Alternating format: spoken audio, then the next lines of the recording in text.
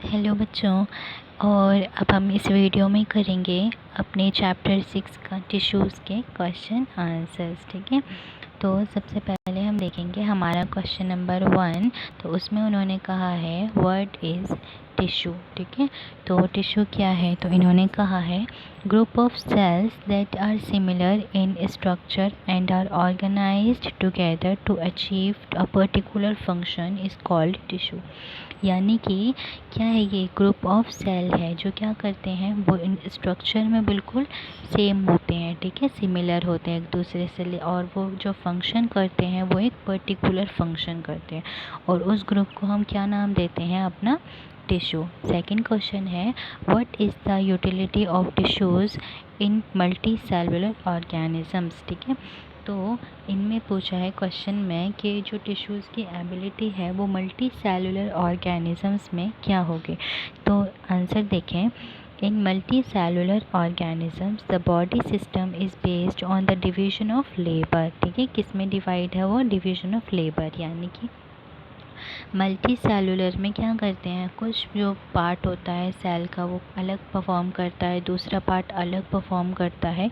तो ये जो अलग अलग परफॉर्मेंस के लिए टिश्यूज़ बनाए गए हैं ना, तो ये मल्टी सेलुलर में होता है। ठीक है, और the different tissue are organised to way provide highest efficiency in functioning of the body. ठीक है, तो ये क्या बोला इन्होंने कि ये क्यों बनाए गए हैं, ताकि हम जो फंक्शन ये जो सेल करते हैं, टिश्यूज़ करते हैं, वो उसमें एफिशिएंट रहें। ठीक है, अब हमें क्वेश्चन में पूछा है name the types of simple tissue. तो हमें पता है कि सिंपल टिश्यू क्या होता है। सिंपल टिश्यू प्रेजेंट होता है हमारे प्लांट में, एंड उसके 3 टाइप हैं। कौन से? Parenchyma, collenchyma and sclerenchyma. ठीक है, और क्वेश्चन नंबर 2 है what is apical meristem found. ठीक है, where is apical meristem found. तो एपिकल मेरिस्टेम कहाँ पर पाया जाता है? वो एक मेरिस्टेमेटिक टिश्यू में पाया जाता है, और उसका काम क्या होता है? Growing tips of stem and roots of plants are the main are where apical meristem is present. It helps in increasing the length of the stem and the root. यानी कि वो क्या प्रोवाइड करता है? लेंथ प्रोवाइड करता है, किसे? Stem and root को। ठीक है, क्वेश्चन नंबर 3 हम देखते हैं which tissue makes up the husk of coconut. ठीक है, तो हमने ये एक चैप्टर में पढ़ा था कि हस्क ऑफ कोकोनट के कौन सी टिश्यू से बनता है। तो हमें पता है वो स्क्लेरेन्काइमा टिश्यू से बनता है, जो कि डेड सेल से मिलकर बना होता है टिश्यू। ठीक है, what are the constituents of phloem. ठीक है, तो हमें क्या बोल रहा है? फिलोम की कंस्टिट्यूएंट निकालना। ठीक है, कंस्टिट्यूएंट्स जो थे वो 4 थे ना, हमने पढ़े थे सीप ट्यूब्स, कंपेनियन सेल, फिलोम और फिलोम फाइबर्स। ठीक है, ये 4 टाइप के थे। अब हम अपने नेक्स्ट क्वेश्चन को देखते हैं। उसमें लिखा है name the tissue responsible for movement in our body. यानी कि वो टिश्यू का नाम बताना है हमें जो हमारी बॉडी के मूवमेंट में काम आते हैं। तो हमारी मूवमेंट में कौन काम आता है? हमारे मस्क्यूलर। ठीक है, हमारे मसल्स आते हैं, तो हमारा आंसर है मस्क्यूलर टिश्यू। ठीक है, क्वेश्चन नंबर 2 देखें what does a neuron look like. ठीक है, तो न्यूरॉन किसकी तरह दिखता है ये बताना है आपको। हमने न्यूरॉन जो है उसमें क्या देखा था हमने? जो अपनी नर्व सेल देखी थी ना, उसको याद करो, नर्व सेल कैसी थी, तो हमने उसका स्ट्रक्चर ही बताना है।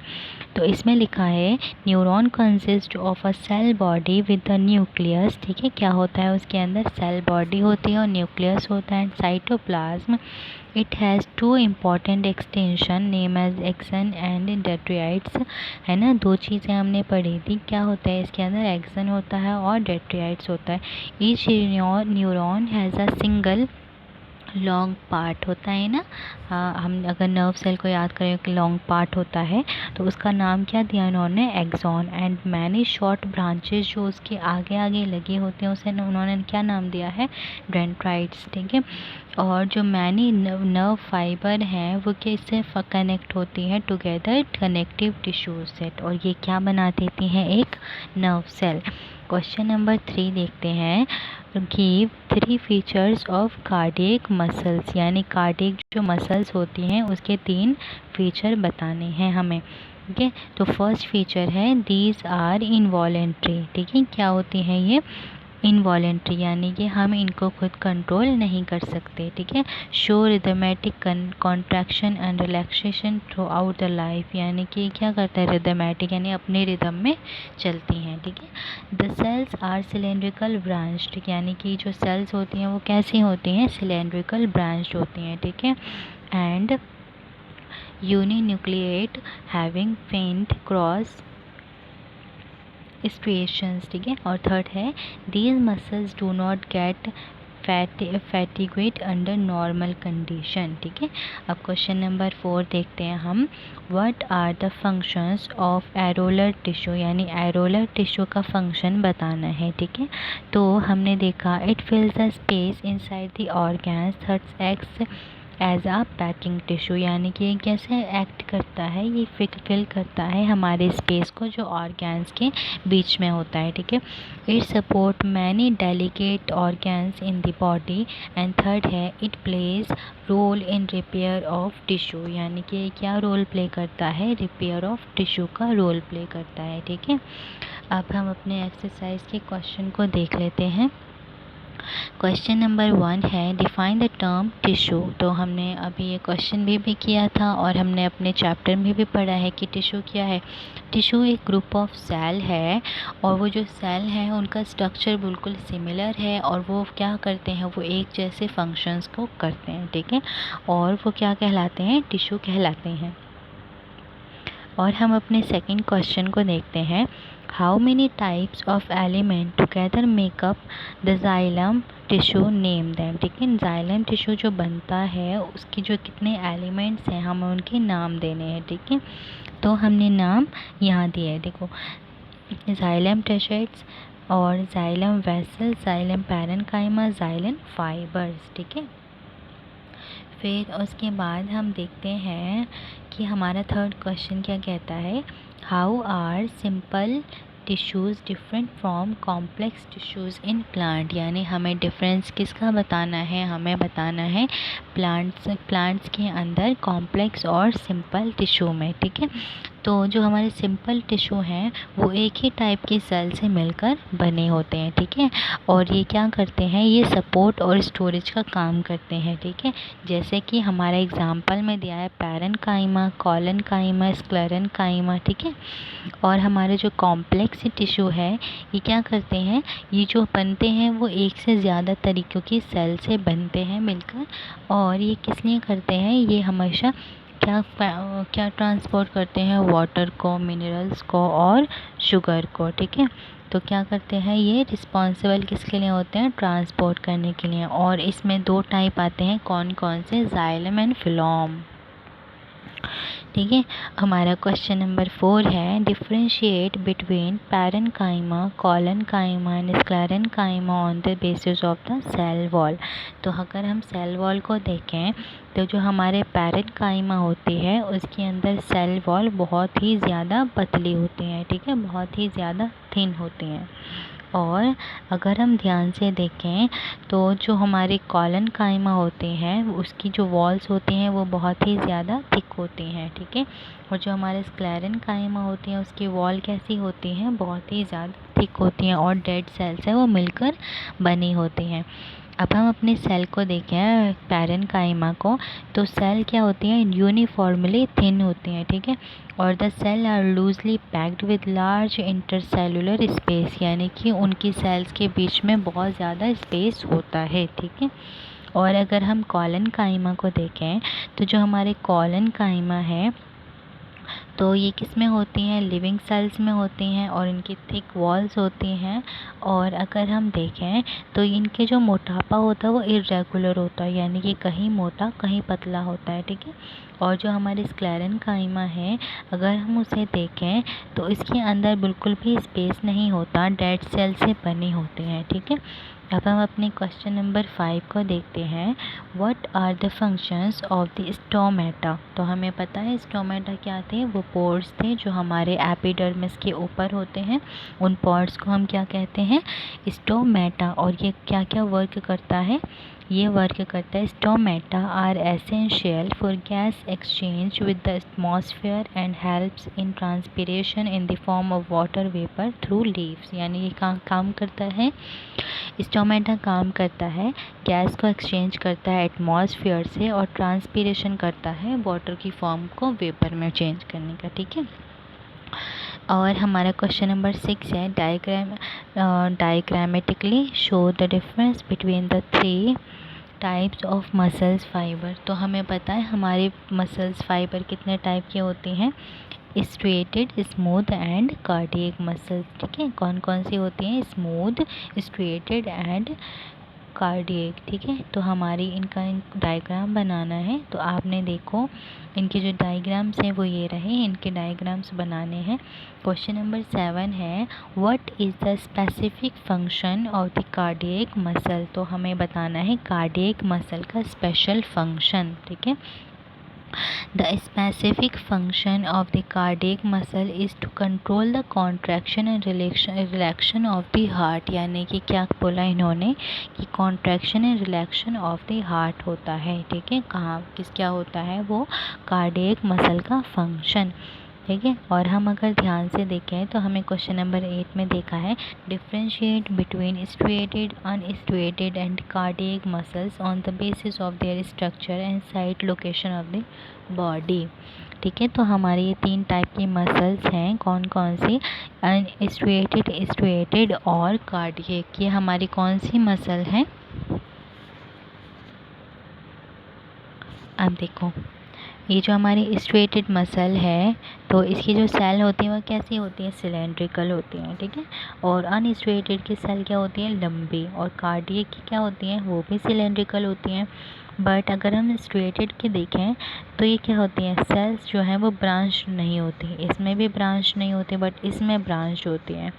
और इसके अंदर अगर हम देखें तो सेल जो है वो मल्टी न्यूक्लिएट होती हैं, और इसमें एक ही होता है यूनिक्लिएट, और ये भी यूनिक्लिएट होती हैं। ठीक है, यूनिक्लिएट मतलब एक ही यूनि न्यूक्लियर होता है। ठीक है, और इसके अंदर बहुत सारे न्यूक्लियर्स पाए जाते हैं। ठीक है, और अगर हम देखें कि डार्क बैंड्स प्रेजेंट होते हैं इसके अंदर कुछ भी नहीं होता, और इसके अंदर फेंट बैंड होते हैं। ठीक है, और इसके जो एंड्स होते हैं वो ब्लंट होते हैं, और इसके टैपरिंग होते हैं, और इसके फ्लैट और वेवी होते हैं। ठीक है, और ये जो मसल्स हैं हमारी स्ट्रेटेड मसल्स, तो ये कहाँ प्रेजेंट है, हमारे हैंड में, लेग्स में, टंग्स में। ठीक है, और ये जो मसल्स हैं हमारे जिन्हें हम अपने मूवमेंट को कंट्रोल करते हैं वो वाले मूवमेंट इन सब में आते हैं, जैसे एलिमेंट्री कैलम, the contraction and relaxation of blood vessels. ठीक है, और द मसल्स जो हैं वो कंट्रोल क्या करती हैं, contraction and relaxation of heart. यानी ये क्या करती हैं, हार्ट का कॉन्ट्रैक्शन एंड रिलैक्शन।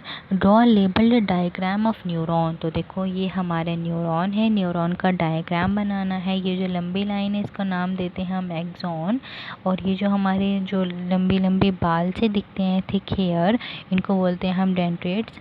ठीक है, और ये जो हमारे लास्ट वाली लाइन है हम इसे बोलते हैं नर्व एंडिंग। ठीक है, उसके बाद क्वेश्चन नंबर 10 आता है, नेम द फॉलोइंग। ठीक है, tissue that forms the inner lining of our mouth. यानी हमारे माउथ में जो इनर लाइनिंग है ना वो किसकी वजह से होती है, तो वो होती है एपिथेलियल टिश्यू की वजह से। ठीक है, और tissue that connect muscles to bone in humans. तो कनेक्ट मसल से कनेक्ट करने वाली जो होती हैं उनका नाम क्या होता है हमारा, उसका नाम होता है हमारा कनेक्टिव टिश्यू। ठीक है, कौन से होते हैं, कनेक्टिव टिश्यू।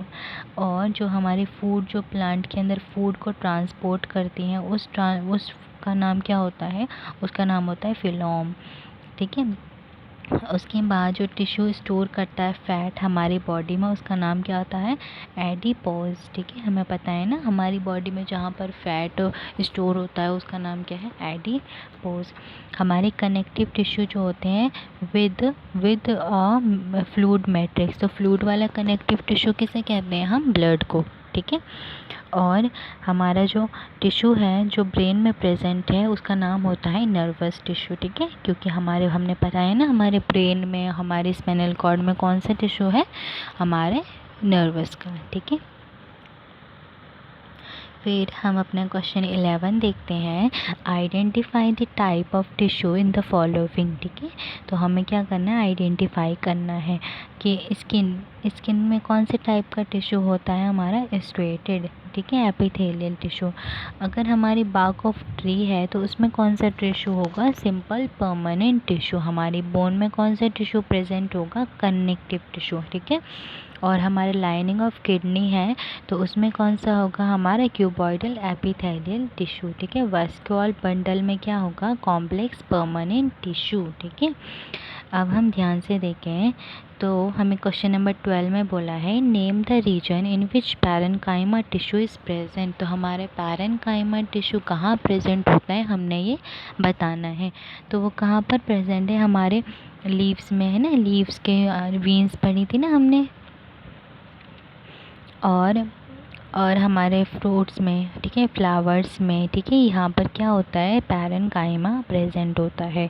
अब हमें देखना है what is the role of epidermis in plant, यानी अगर हम प्लांट्स को देखें तो उनके अंदर जो एपिडर्मिस होता है यानी बाहर वाली लेयर होती है, ठीक है, थिक वाली लेयर डेजर्ट वाले प्लांट में, तो वो क्यों ज़रूरी है, तो हमने उसका रोल प्ले करना है कि वो कैसे रोल, ठीक है। तो हमारा क्या आएगा कि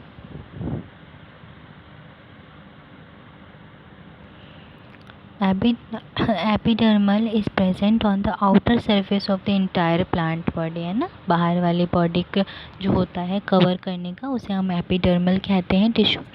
और a continue layer without interconnect space it performs the following important functions, यानी ये कौन कौन से फंक्शन करता है, तो it is protective tissue to our plant body and it protects the plant against mechanical injury, it allows show exchange of gases through the stomata, ठीक है। और हम देखें ये वाला, ठीक है, question number 14 how does the cork act as a protective tissue. तो जो कॉर्क होता है ना हमारा, हम चैप्टर 5 में भी पढ़ा था और इस चैप्टर में पढ़ा था, तो उसे हम प्रोटेक्टिव टिश्यू क्यों समझते हैं। The outer protective layer of bark of tree known as the cork, ठीक है। तो कौन सी लेयर है, हमारे बार्क ऑफ द ट्री की जो बाहर की लेयर होती है। It is made up of dead cells, ये किससे बनी होती है, डेड सेल्स है। Therefore it protect the plant against the mechanical injury, temperature, ठीक है। ये किस किस से प्रोटेक्ट करती है इसको, टेम्परेचर, मैकेनिकल इंजरी से, ठीक है। फिर उसके बाद इन्होंने कहा कंप्लीट द टेबल। तो इस टेबल को हमने कंप्लीट करना है, तो कंप्लीट कैसे करना है, परमानेंट टिश्यू है तो उसके दो टाइप के टिश्यू थे, है ना, सिंपल एंड कॉम्प्लेक्स। तो सिंपल टाइप के टिश्यू में 3 टाइप के थे, कौन कौन से, पैरेन्काइमा, कॉलेन्काइमा एंड स्क्लेरेन्काइमा, ठीक है। तो आपने यहाँ क्या भरना है, पैरेन्काइमा और यहाँ पर स्क्लेरेन्काइमा। जो हमारी कॉम्प्लेक्स है उसमें एक जाइलम एक फिलोम है ना, तो हमें क्या भरना है, यहाँ पर फिलोम भरना है, ठीक है। इसी के साथ हमारा जो पूरा चैप्टर है वो कंप्लीट हो चुका है। आई होप आप सबको समझ आ गया होगा, ठीक है। हमारी पूरी एक्सरसाइज विद आंसर्स पूरे कवर अप हो चुके हैं, ठीक है। थैंक यू बच्चों।